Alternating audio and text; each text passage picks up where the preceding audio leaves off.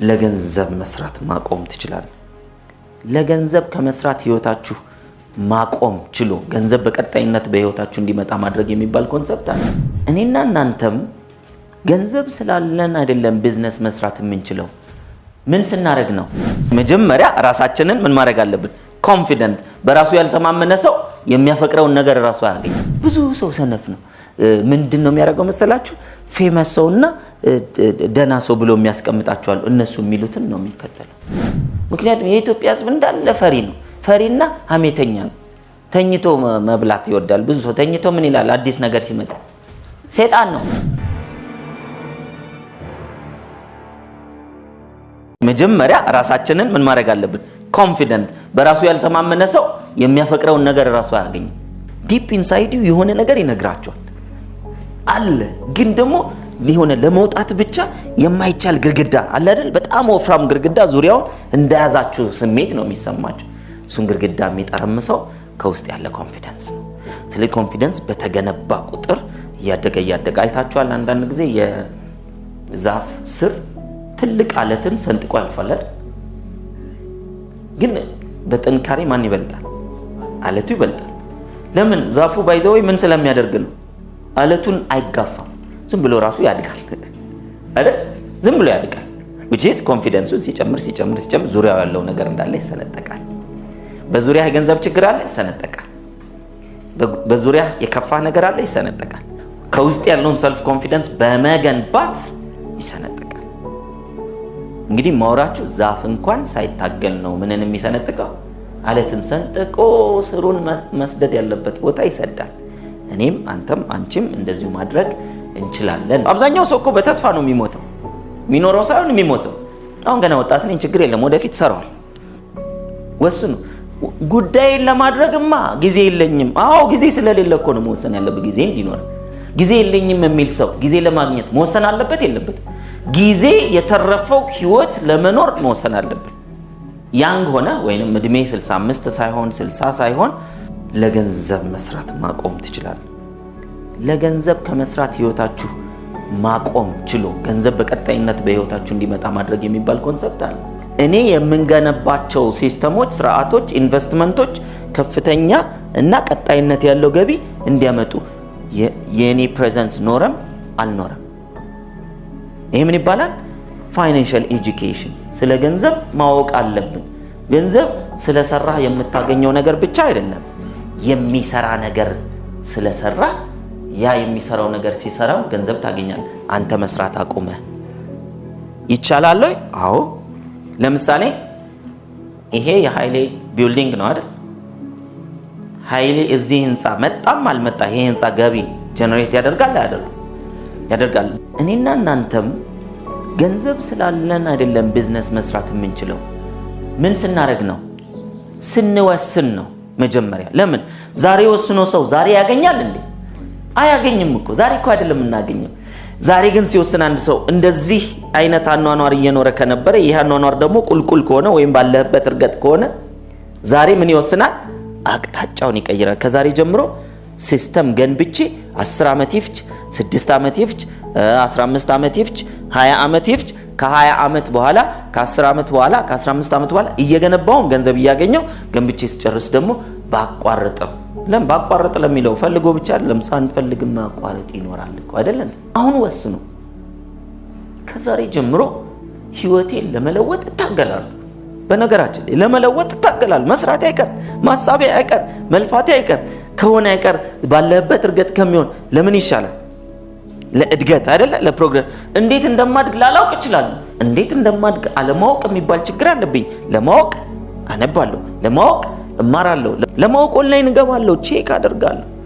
ቅድም ዊኪሃው እንዳልኳችሁ ዊኪሃው ላይ ገብቼ ወይም ደግሞ አርቲፊሻል ኢንተለጀንስ ላይ ገብቼ ዛሬ እኮ በጣም የሚገርም ቴክኖሎጂ ላይ ነው ያለ ነው አይደል? አንድ ነገር ቢቸግረን አልጋችን ውስጥ ሆነን እኮ ነው ሶሉሽን የምናገኝ።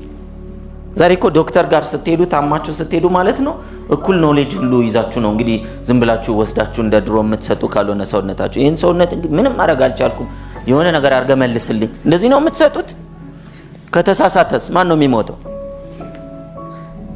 ማን ነው የሚሞተው? ዶክተሩ አይሞት። ዶክተሩ ኤክስፒሪየንስ ያገኛል፣ አንተ ሞት ታገኛለህ። እንዴት ይሄ በዚህኛው ስተት ሰው እንዴት እንደሚሞት አይደል? ለሚቀጥለው የተሻለ ሙከራ ያደርጋል። መሞከሪያ መሆን ትፈልጋላችሁ? ዲሳይድ ናው። አሁን ወስኑ። እዚች ላይ ይሆን ብዬ ነው የምቆየው። ለምን ያልወሰነ ጭንቅላት ለዘላለም እንደተመላለሰ ይኖራል። የወሰናችሁለት ግን ትረስት ሚ ለውጣችሁ ባንድ እኔ በ6 ወር ተለውጡ። የምትወዱትን ፈልጉና የምትፈሩት ላይ ውጡ።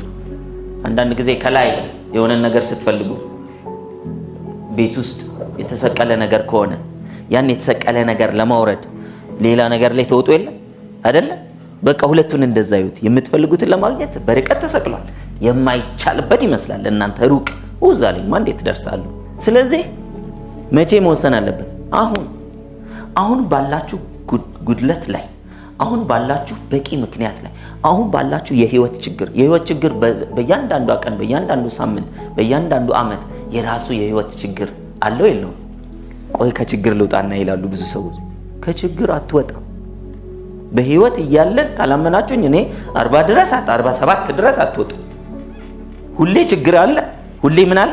መፍትሄ አለ። በሁለቱ መካከል ያለው ልዩነት ምንድነው? የችግሩ ባለቤት ውሳኔ። እየፈታው እኖራለሁ ብሎ መወሰን መቼ ነው መወሰን ያለበት? አሁን የተሰጠሽ ችግር ሁሉ ብሌሲንግ ነው። አሁን አይገባንም። እንዲህ በእኔ የደረሰ ችግር እንዴት ብሌሲንግ ይሆናል? ችግር ብሌሲንግ ነው። አንዳንድ ዋይዝ የሆኑ አባቶች ሲጸልዩ ህይወታቸው ላይ ምንም ችግር ከጠፋ ፈጣሪ ወይ ምን ነው ተውከኝ ይላሉ። ምን ነው ተውከኝ? ራይት አርገኝ። ለስጋ በጣም ምቾት ሲሆን ኧረ ተውከኝ ትንሽ ጎብኘት አርገኝ ይላሉ። የመጀመሪያው እናንተ ወርቅ ነኝ የምትለውን ነገር በውስጣችሁ እወቁት። እስከዛሬ ያመጣችሁት ውጤት ለሰዎች ወደ ውጪ የሚታየው ወርቅ ላይ መስል ይችላል፣ ችግር የለውም። ነገር ግን ወርቃችሁ ከወጣ በኋላ እናንተ አትናገሩም። ሰዎች ምን ያደርጋሉ? ይናገራሉ ስለናንተ ወርቅ።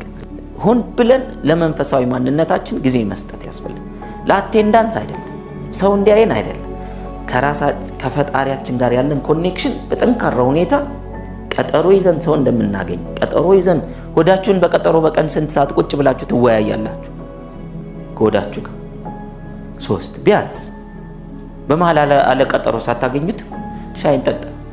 የሰውን ልጅ ይሄንን አካል የሚመራ ማን ነው? ህሊናው። ህሊና እንዴት እንደሚሰራ ሳናውቅ እንዴት ስኬታማ እንሆናለን?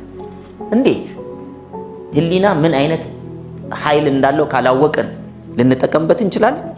እንደዚህ ይሰራል እንዴ ሁሉ ልንል እንችላለን። ግልጽ ነው። ምክንያቱም የኢትዮጵያ ህዝብ እንዳለ ፈሪ ነው። ፈሪና ሐሜተኛ ነው። ተኝቶ መብላት ይወዳል። ብዙ ሰው ተኝቶ ምን ይላል? አዲስ ነገር ሲመጣ ሰይጣን ነው ለመሰላችሁ። ጭንቅላቱን ማሰራት ስለማይወድ ወስዶ መጥፎ ቦታ ከከተታችሁት ማሰባያስ ግልግል። የሚያናድደው ሰዎች ዛሬም ላይ ሆኖ አለመንቃታቸው። ዛሬም ላይ በዚህ ዘመን ሆኖ ብዙ ሰው ሰነፍ ነው። ምንድነው የሚያደርገው መሰላችሁ? ፌመስ ሰውና ደና ሰው ብሎ የሚያስቀምጣቸዋል። እነሱ የሚሉትን ነው የሚከተለው። ኢየሱስን ተከተሉ፣ ፈጣሪ የሚለውን ተከተሉ። ስለዚህ በምንም ነገር ላይ በሃይማኖታችሁ ፈጣሪ የሚለውን ቃል እሱን ተከተሉ። ለምን መሰላችሁ? ሁሌ ደህና እንደሆናችሁ ትኖራላችሁ።